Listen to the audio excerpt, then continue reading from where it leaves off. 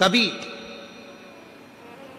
कोई विषम समस्या यदि आपके सामने खड़ी होती है, विषम समस्या जिसका कोई निराकरण हो ही नहीं रहा, सब दूर हाथ जोड़ लिए, सबसे कह लिए, सबको प्रणाम कर लिया, सबसे बोल दिया, सबसे विनय कर ली, तो भी वो समस्या मिटी नहीं रही है, तो हमारा निवेदन है 5 बेलपत्र, 5 दुर्वा, दुर्वा जानते हो, दूब, दुर्वा, 5 दुर्वा, 5 बेलपत्र, 5 कनेर के पुष्प शिव जी को समर्पित कर कर उसी 1 लोटे जल से 5 बार शंकर भगवान को जल चढ़ाना प्रारंभ करिए।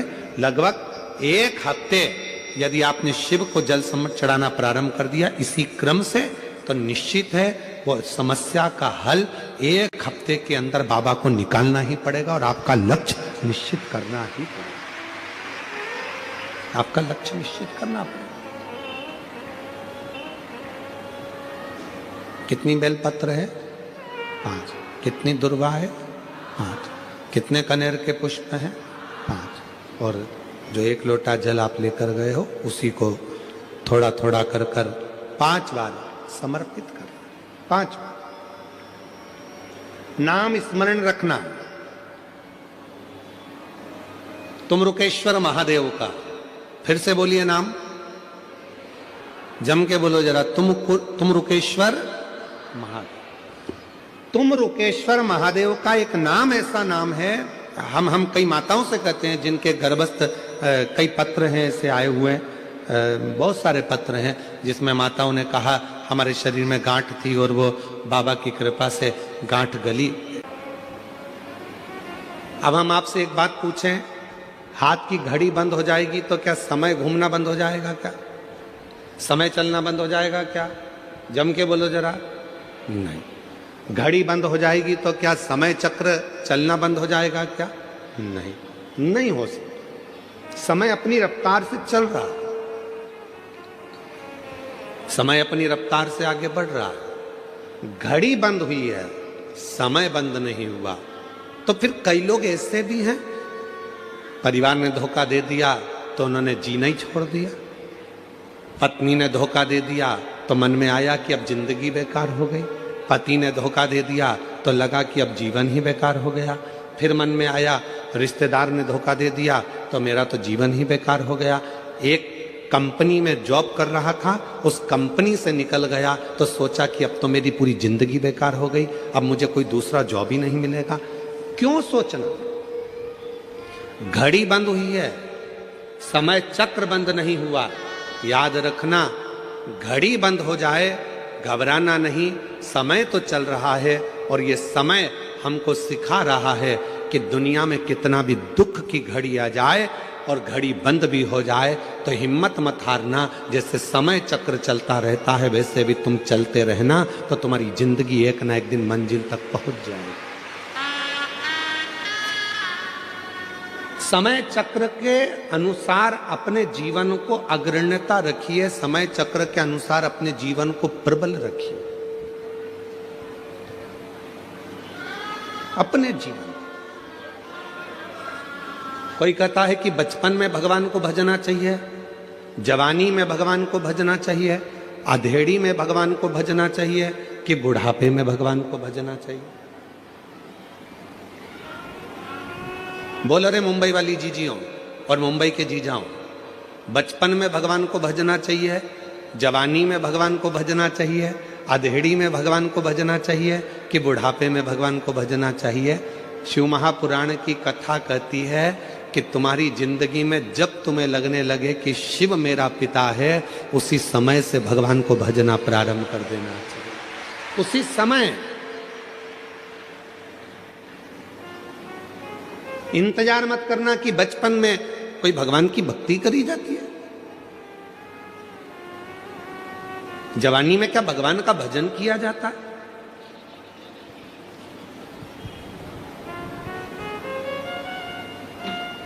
नामदेव जी महाराज बाल्यावस्था से हरि विठ्ठल पांडुरंगा का भजन करते थे।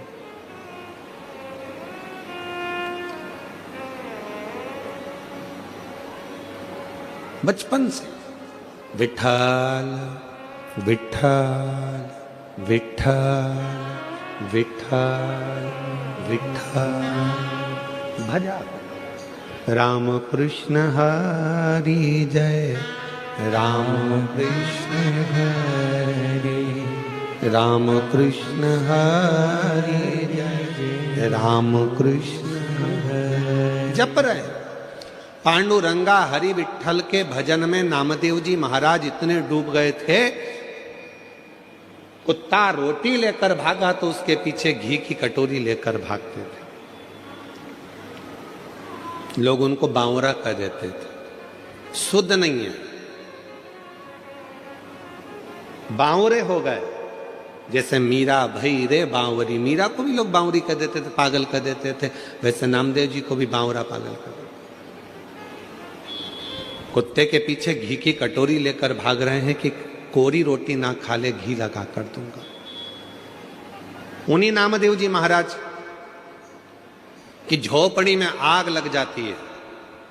नामदेव जी को सूचना मिल जाती है कि झोपड़ी में आग लगी, तो नामदेव जी दौड़ कर आते हैं। आग धधक कर जल रही थी। नामदेव जी ने दंडवत प्रणाम करा अग्निदेव को और हाथ जोड़कर कहा, वारे हरि विठ्ठल, इतने दिन से बुला रहा था, आज इतने दिन के बाद आया। गांव के लोगों ने नामदेव जी को हिलाकर कहा, बावरे जैसी बात मत करो, तुम्हारे घर में आग लग गई है। नामदेव जी कह रहे हैं, तुम्हें आग दिखती है, मुझे विठ्ठल दिखता है, बस निगाहों का फेर है, हर जहां में वही परमात्मा दिखता है। बस निगाहों का फेर है, हर जगह में वही परमात्मा दिखता है। तुझ में मुझ में हर एक में विठ्ठल नजर आता है। ये अग्नि नहीं, मुझे मेरा पांडुरंगा नजर आता है। और नामदेव जी ने तुरंत जिस कमरे में आग लगी थी दूसरा कमरा खोल दिया, दूसरे कमरे को खोला, तीसरा कमरा खोल दिया और भगवान से बोला, आओ अंदर प्रवेश करो, इसमें भी चले जाओ, इसमें भी जाओ। और आग लगते लगते दूसरे कमरे में आग लग गई, तीसरे कमरे में आग लग गई। नामदेव जी बाहर गए, जितना सामान अंदर रखा था वो भी उठा उठा के डालने लगे। गांव के लोग सामान को बाहर निकाल रहे थे, नामदेव जी उनसे ले लेकर अंदर डाल रहे थे। गांव के लोगों ने कहा, नामदेव आग लगी है। नामदेव जी बोले, आग नहीं, विठ्ठल आया है, विठ्ठल। चौक पुराओ माटी,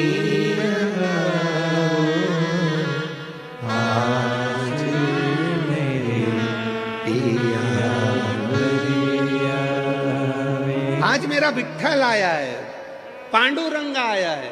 वो गीत जो आप लोग हमेशा गुनगुनाते रहते हो। आप तो मुंबई जगत के लोग हो और फिल्मों से आपका नाता है, तो आपको स्मरण में आना चाहिए, बहारो फूल बरसाओ मेरा महबूब आया। आज मेरा हरि विठ्ठल आया, अग्नि के रूप में आया, अग्नि के स्वरूप में आया।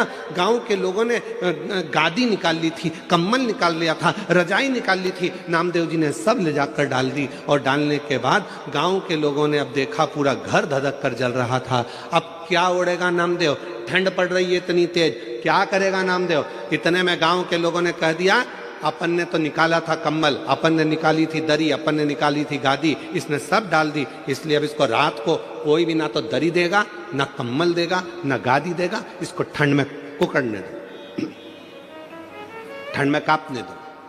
नामदेव जी महाराज एक पेड़ की छांव में सो गए। ठंड लग रही थी बहुत तेज, कुकड़ कर सो रहे थे। मेरे हरि विठ्ठल ने विचार करा, इसने मुझे अग्नि के रूप में भी देख लिया और कहा कि मेरा हरि विठ्ठल आया, तो मुझे तो अदा करना पड़ेगा अपना फर्ज। मेरे हरि विठ्ठल ने, गांव के लोग तो चले गए और मेरे हरि विठ्ठल ने नामदेव जी का जो मकान जला था उसी मकान को इतना जोरदार बना दिया और उसमें नामदेव जी को ले जाकर रात की रात में सुला भी दिया। सवेरे गांव के लोगों के नेत्र खुले, गांव के लोगों ने विचार करा, चल कर देखो नामदेव जी की हालत क्या है। जो नामदेव जी को देखने गए तो आम के पेड़ के नीचे नामदेव नहीं थे, मकान के अंदर डनलप का सुंदर गद्दा था, मखवल की रजाई थी, मखवल का तकिया था, खूब आराम से नामदेव जी सो रहे थे। नामदेव जी को जगाकर गांव के लोगों में से एक बहुत धनिक व्यक्ति था, पैसे वाला व्यक्ति था, उसने नामदेव जी को जगाकर पूछा, नामदेव ये बता, ये मकान किसने बना दिया रात की रात में। नामदेव जी बोले, मेरे रिश्तेदार आए थे। अच्छा, ये गादी भी उनने, हाँ, तकिया भी उनने, हाँ, रजाई भी उनने, हाँ। तो उसने कहा नामदेव इतना जोरदार मकान तो हमने कहीं नहीं देखा, तेरे रिश्तेदार से कह के एक मकान मेरा भी बना दे। नामदेव जी ने कहा लगा आग, लगा आग। कोई आग लगा के बस्ती बसा लेता है, कोई आग लगा के बस्ती बसा लेता है, कोई वीराने में भी दीप जला लेता है। वो श्री हरि विठ्ठल के परम भक्त हैं नामदेव, जो हर जगह पर भक्ति के बल पर उस हरि विठ्ठल का दर्शन कर लेते हैं। ये उनके ऊपर हरि विठ्ठल की कृपा है। पड़ोसी कह रहा है हमारा मकान बनवा दो, लगा आग लगाना कोई साधारण नहीं है, पूरा समर्पित होना साधारण नहीं है। मेरी जीजियों, कई लोग ऐसे हैं संसार में जो 3 बार 4 बार 5 बार पशुपति व्रत कर लिए, 5 बार प्रदोष कर लिया, 4-6 बार सोमवार के व्रत कर लिए, उसके बाद भी शिव जी सुनते नहीं हैं। तो उसके मन में आता है बाबा मेरी सुनते नहीं है। क्यों नहीं सुनते? क्योंकि आपका समर्पण पूरा नहीं है। जिस दिन आपका समर्पण पूरा हो जाएगा उस दिन मेरा देव अधिदेव महादेव आपका हो जाएगा। समर्पण कहां पूरा है?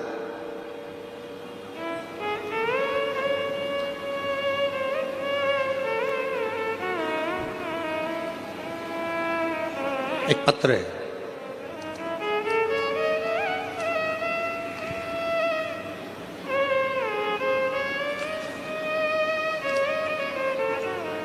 मैं पिंकी गोयल, पति भारत भूषण गोयल, मुंबई थाने में रहती हूँ। कहीं बैठी हो तो हाथ हिला सकती हैं। मेरा नाम है पिंकी गोयल, पति भारत भूषण गोयल, मुंबई थाना में रहती हूँ। कहीं बैठी हो तो हाथ हिला सकती हैं, और अगर बैठी हो तो एक बेलपत्र लेने के लिए आ सकती हैं। मेरा बेटा चिराग गोयल 6 साल से सीए फाइनल का एग्जाम दे रहा था, लेकिन हर बार कुछ नंबर से रह जाता था। तब आपके कहने पर मैंने 2 बार पशुपति व्रत किया और हम एक बार सीहोर गए। बाबा, आप कहते हो कि कुबेरेश्वर धाम जाने पर 3 महीने में ही मनोकामना पूरी हो जाती है, लेकिन बाबा ने मेरी 2 महीने में ही मनोकामना पूरी कर दी और मेरा बेटा सीए बन गया। मैं बाबा को प्रणाम करने के लिए आई। फिर मैं दोबारा सीहोर गई और 2 महीने में ही मेरे बेटे की सगाई भी हो गई। गुरुजी, मेरा बड़ा बेटा अंशुल गोयल भी आपका भक्त है और आपकी कृपा से बेटे ने कनाडा में पीएचडी पूरी की है और अच्छी जॉब भी मिल गई है, शादी भी हो गई है। मेरे बाबा का जितना गुणगान करूं उतना ही कम है। बाबा इसी तरह हमारे पूरे परिवार पर और पूरे देश पर अपनी कृपा बनाकर रखें, यही शिव की कृपा। विश्वास था, पक्का था, मन में यह विश्वास था कि पशुपति व्रत करूंगी मेरा काम होगा। मन में यह विश्वास था कि सीहोर जाऊंगी, कुबेरेश्वर धाम पर जाकर कंकर शंकर पूजन करूंगी, रुद्राक्ष लाऊंगी, मेरा बाबा मुझे संभाल लेगा। जब विश्वास है तो परमात्मा है, अगर विश्वास ही नहीं तो परमात्मा कहां से होगा? भरोसा ही तो परमात्मा है। आप इतनी संख्या में आए हो, इतनी संख्या में आप लोग आए। आप में से कई माताएं ऐसी हैं जिनको पूरा भरोसा है। आप में से कई मेरे जीजा ऐसे हैं जिनको पूरा भरोसा है। आप में से कई बेटा बेटी ऐसे हैं जिनको पूरा भरोसा है। आप में से कई बुजुर्ग ऐसे हैं जिनको पूरा भरोसा है कि मैं कल्याण में इस मीरा रोड पर कथा सुन रही हूं, भयंदर में बैठकर, मुंबई में बैठकर, वहां की मिट्टी अगर मेरे शरीर पर लगेगी और यह पक्का है कि मैं जो मांग कर जाऊंगी मेरा 3 महीने में मेरा बाबा मेरी मुराद पूरी करेगा, मतलब करेगा, निश्चित करेगा।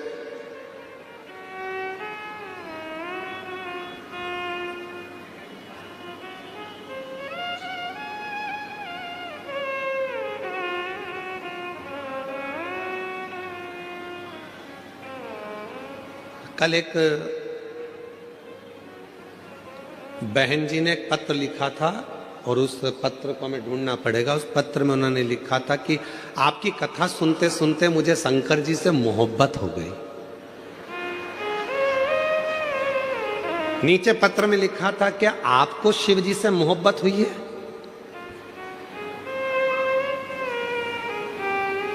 प्यार हो जाता है तो बताया नहीं जाता, नहीं तो बाप के जूते पड़ना चालू हो जाते हैं। क्या आपको शिव जी से मोहब्बत हुई है? वो मां ने पत्र में लिखा, आपकी कथा सुनते सुनते मुझे शिव जी से मोहब्बत हो गई। क्या आपको शिव जी से मोहब्बत हुई है? हम कहेंगे हमारा तो पूरा जिगरा शिव में बसता है, मोहब्बत तो बहुत छोटी सी चीज है। पूरा जिगरा, मोहब्बत तो बहुत छोटी सी चीज। ये दुनिया के लोगों के आगे एक आरती का एक लाइन आती है, तन मन धन सब है तेरा, स्वामी सब कुछ है तेरा, तेरा तुझको प्रभु का प्रभु को समर्पण, क्या लागे मेरा। अब यहां पर तन मन और धन तीन चीजें हैं, तीन चीजें। मतलब ये दृष्टि भी तुम्हारी है, ये मेरा स्वरूप भी तुम्हारा, पूरा स्वरूप। कहा गुरुजी तन मन धन लिखा है तो इसमें धन मतलब अपने घर का जितनी प्रॉपर्टी है, जितना धन है सब भगवान का? नहीं, तुमने कमाया है, तुम्हारा है, मना कौन कर रहा? तो फिर तन मन धन लिखा तो हमने कहा गाने की एक लाइन याद कर लो, चांदी जैसा रंग है तेरा, सोने जैसे बाल, एक तू ही धनवान है गोरी, बाकी सब कंगाल। मतलब तेरे पास में इतना वैभव, परमात्मा ने तुझे करोड़पति बनाकर भेजा है, लाखों के नेत्र देकर भेजा है, लाखों की किडनी देकर भेजा है। दुनिया का जो व्यक्ति कहता है कि मैं गरीब हूं, समझना पक्का झूठ बोलता है। परमात्मा ने किसी को भिखारी बनाकर पैदा नहीं करा, परमात्मा ने करोड़पति बनाकर पैदा करा। परमात्मा कभी किसी को गरीब बनाकर पैदा नहीं करता, परमात्मा हमेशा सेठ बनाकर पैदा करा है। बस इतना याद रखना, अपने हुनर को निखारिए, अपने भीतर जो परमात्मा ने दिया है उसको निखारने का प्रयास करिए, अपने भीतर जो परमात्मा ने दिया है उसको सामने लाने का प्रयास करिए। जिस दिन आप अपने हुनर को निखारना प्रारंभ करोगे, एक दिन आप अपने आप समझ जाओगे कि परमात्मा ने आपको कितना करोड़पति बनाकर भेजा है, कितना धनपति बनाकर भेजा है। हम अपने आप को निखार ही नहीं रहे।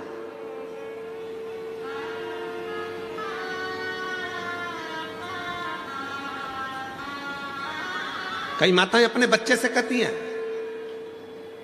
बनो तो राम बनो, बनो तो श्रवण बनो, और बच्चा चिल्ला कर कहता है मम्मी तुम तो कभी नहीं कहती हो कि बनो तो कृष्ण बनो।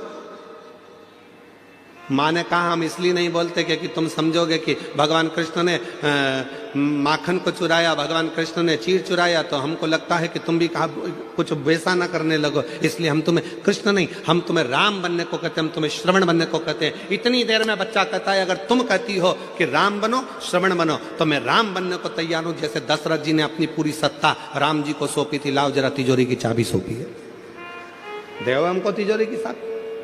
कठिन है, इसलिए अपने बच्चों से कहना कि बनना तो छत्रपति वीर शिवाजी बनो, बनना तो दुर्गावती बनो, बनना तो झांसी की रानी बनो, और बनना तो बाला साहेब ठाकरे जैसे प्रबल शेर बनो जिसकी गर्जना से पूरा देश गूंजता। रामकृष्ण परमहंस बनो, स्वामी विवेकानंद बनो। बनना है तो अपने जीवन में कुछ अच्छा करने के लिए जागरूकता का प्रभाव परमात्मा ने जो तुमको भेजा है उसको निखारने का प्रयास करिए, उसको निखारो। कितना सुंदर एक चरित्र है शिव महापुराण में, जरा देखिएगा। धनु राजा के 2 पुत्र हुए, रंभ और करम। दोनों के घर में औलाद नहीं थी। जल में बैठकर दोनों तप कर रहे थे। इतने में एक मगर आ गया और मगर ने करम्ब को खा लिया। रंभ को लगा मेरा भाई मर गया, अब मैं जल में बैठकर तपस्या नहीं करूंगा, अब मैं जल में बैठकर तप नहीं करूंगा। तो रंभ गया, अब चारों तरफ आग लगाकर, अग्नि लगाकर बीच में बैठकर तपस्या करने लगा। ब्रह्मा जी को प्रसन्न करने लगा। ब्रह्मा जी प्रसन्न हो गए। मांगो रंभ, तुम्हें क्या चाहिए? रंभ ने कहा मेरे घर में औलाद नहीं है, संतान नहीं है, आप कृपा करो और मेरे घर में संतान हो। तो कह दिया, ए रंभ, तू तपस्या कर कर जैसे उठेगा, जिसको भी प्रेम से देख लेगा, जिसको भी तू प्रेम से देखेगा उसी से तेरी औलाद हो जाएगी। बस रंभ तपस्या कर कर उठा। सामने से एक भैंस निकल कर जा रही थी, एक महिष निकल कर जा रही थी, और रंभ ने उस भैंस को, उस महिष को प्रेम से देख लिया। और जैसे ही भैंस को देखा, भैंस का गर्भ ठहर गया। उस महिष का गर्भ ठहर गया, उस भैंस का गर्भ ठहर गया, और वो भैंस गर्भवती हो गई। भैंस जब अपने मालिक के घर पहुंची, उसका जो पति था भैंसा, महिषा, उसने देखा कि मेरी पत्नी गर्भवती हो गई, इसके गर्भ में किसका बच्चा है? भैंसे ने ध्यान लगाया तो मालूम पड़ा कि वो रंभ का पुत्र है। क्रोध में आ गया महिषा, और महिषा को क्रोध आया, भैंसे को क्रोध आया, और रंभ के साथ वो युद्ध करने चले गया, और आखिरी में उसने रंभ को मार डाला। जैसे रंभ मर गया, उसके नगर के लोगों ने उसका अंतिम संस्कार करना प्रारंभ करा। चिता लगाई, अंतिम संस्कार हो रहा है, चिता पर लेटाया, चारों तरफ से आग लग गई।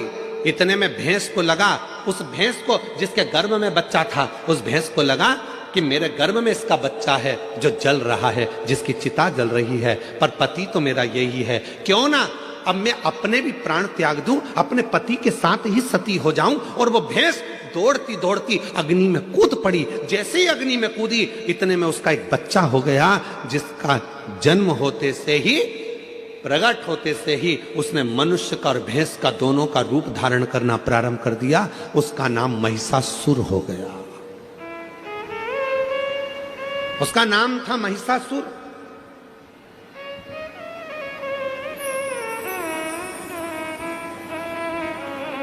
भैंस का रूप धारण कर कर, भैंसे का बड़ा रूप धारण कर कर सामने आ गया।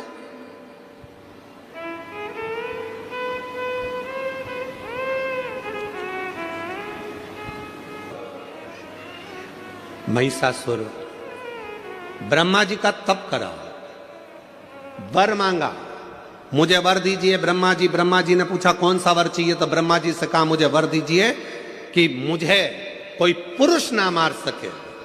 और महिषासुर ने मन में सोचा कि किसी स्त्री में ऐसा बल नहीं है जो मुझे मार दे। अगर मरूं तो स्त्री के हाथ से मरूं। अच्छा,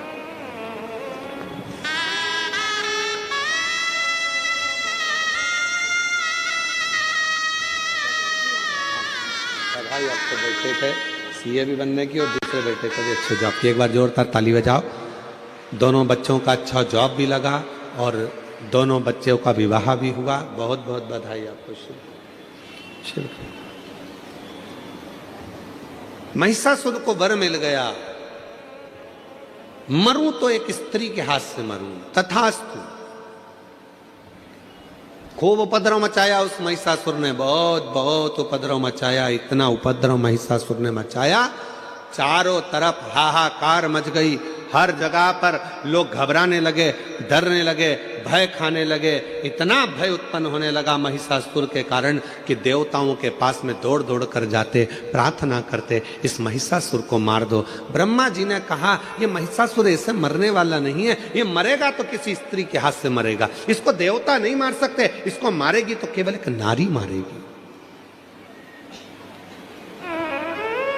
अब देखिए, जो कथा चल रही थी वो यहां पर आकर जुड़ी है। आपके अंदर एक भगवान ने ऐसा गुण देकर भेजा है, उस गुण को आपको निखारना, उस गुण को निखारना। कैसे मरेगा?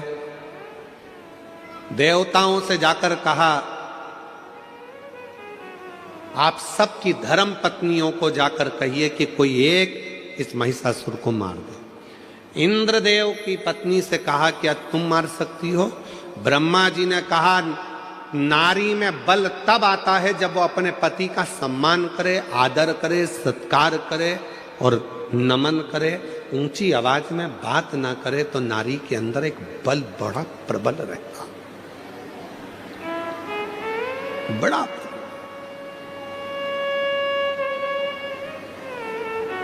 मेरी जीजियों, हम जानते हैं आप सब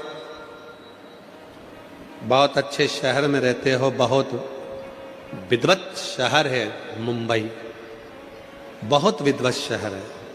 हम सब जानते हैं कि आप लोग बहुत विद्वान भी हैं, पर एक निवेदन आप सब से करेंगे, आप बनो विद्वान, मना नहीं है, आप बहुत अच्छे शहर में रह रहे हो, आपकी विद्वत्ता है, फिर भी निवेदन है, एक माता पिता को, दूसरा घर के बुजुर्ग को, तीसरा अपने पति को, चौथा अपने परमात्मा को प्रणाम करने में कभी पीछे मत हटो, उसको नमन जरूर करा करो। घर के बुजुर्गों को नमन करने पर हमारे ऊपर यदि कोई तकलीफ आने वाली होती है तो वो कट जाती है, वो तकलीफ कट जाती है।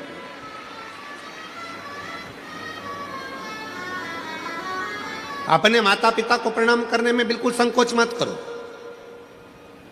कोई संकोच नहीं होना चाहिए अपने माँ बाप को प्रणाम करने में।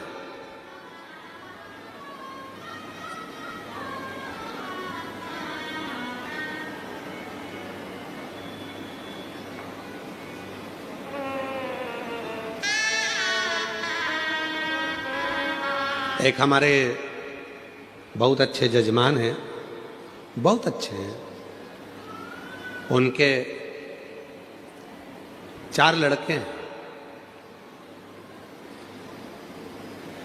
2 विदेश में रहते हैं, 2 इंडिया में रहते हैं, भारत में, और बड़े बड़े शहर में रहते हैं। और हमारे जजमान ब्यावरा के पास में रहते हैं। तो हमने उनसे कहा कि अब तुम बुजुर्ग हो गए हो दोनों, तो बेटों के पास क्यों नहीं चले जाते? तो कहा, गुरुजी हम गए थे, हम विदेश के दोनों बेटों के पास गए, हमारा एक बेटा बेंगलोर में रहता है, हम वहाँ भी गए, फिर एक हमारा बेटा हैदराबाद में रहता है, हम वहाँ भी गए। अच्छा, तो फिर अब इस अवस्था में, इतनी बुढ़ापे अवस्था में तो तुमको बेटों के पास रहना चाहिए, तो फिर यहाँ क्यों वापिस ब्यावरा आ गए, फिर वापिस यहाँ रह रहे हो, क्यों? गुरुजी, हम वहां रह तो रहे थे, पर ऐसा लग रहा था कि वहां से हमारा अपनापन खत्म हो चुका था। गुरुजी, माँ बाप के पास जैसे बेटा रहता है, उसको लगता है कि ये मेरे माँ बाप हैं और इनके पास जो कुछ भी है उस पर मेरा हक है। जैसा बेटा रहता है अपने माँ बाप के पास में और उसको लगता है कि ये मेरे माँ बाप है और उनके पास जो है उस पर मेरा हक है, पर आज हम आपसे कहते हैं गुरुजी, जब माँ बाप अपने बेटे के पास रहते हैं तो ऐसा लगता है कि हम किसी पड़ोसी के घर में कुछ दिन रहने के लिए आए हैं, किसी पड़ोसी के घर में आए, हमें अपना हक नहीं लगता, डर लगता है। सामान तेज गिर गया, बेटा जाग कर आएगा, कुछ कह देगा, पानी ज्यादा गिर जाएगा तो बहू कुछ कह देगी, कुछ कहूंगी तो पोता पोती कुछ कह देंगे, डर सा रहता है। इसलिए गुरुजी, हम उनके पास नहीं, अपने गांव में ब्यावरा के पास में रहते हैं, 2 रोटी बनाकर खा लेते हैं, कम से कम भय की जिंदगी तो नहीं जीते, अपनी गुड जिंदगी को जीने का प्रयास कर। क्यों हो रहा है? किस लिए हो रहा है? क्या कारण है जो आज माता पिता को अपने बच्चों के पास रहने में भय उत्पन्न होने लगा है? भय लगता है क्यों? क्योंकि हमने उसको आदर करना बंद करवा दिया। आप सिखाओ।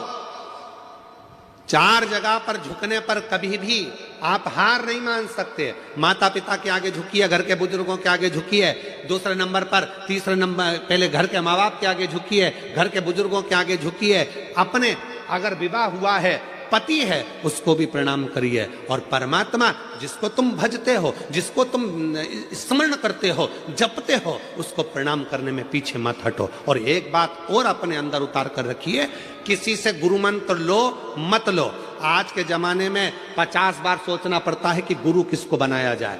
इसको बनाए गुरु, उसको बनाए गुरु, उसको बनाए गुरु। आज के जमाने में किसी पर भरोसा भी नहीं टिक पाता। ना जाने कौन ऐसा मिलेगा जो हमारी जिंदगी नाश कर कर चले जाएगा। तो गुरु भी सोचना पड़ता है, अच्छा कब मिलेगा, कैसा मिलेगा। क्योंकि आज के जमाने में गुरु फिरे बाजार में, हमसे दीक्षा ले, हमसे गुरु मंत्र लो, हमसे दीक्षा लो। गुरु फिरे बाजार में, हमसे दीक्षा ले, तुम नरक पड़ो चाहे स्वर्ग जाओ, पर लिफाफा हम ही को दो। आज के गुरु तो ऐसे हो गए जो केवल धन की चाह करते हैं। पर याद रखना, अगर कोई गुरु नहीं मिल रहा, किसी को आप गुरु नहीं बना पा रहे हो, तो एक काम करना, अपने शंकर को 1 लोटा जल चढ़ाकर श्री शिवाय नमस्तुभ्यम बोलकर मंत्र का जप करना प्रारंभ कर दो। शिव को गुरु बना लो, वो शंकर तुम्हें पार लगा देगा, वो शिव तुम्हें पार लगा। शिव को गुरु बनाओ, प्रणाम करो, माता पिता को प्रणाम करो, घर के बुजुर्गों को प्रणाम करो, पति को प्रणाम करो, परमात्मा को प्रणाम करना चाहिए।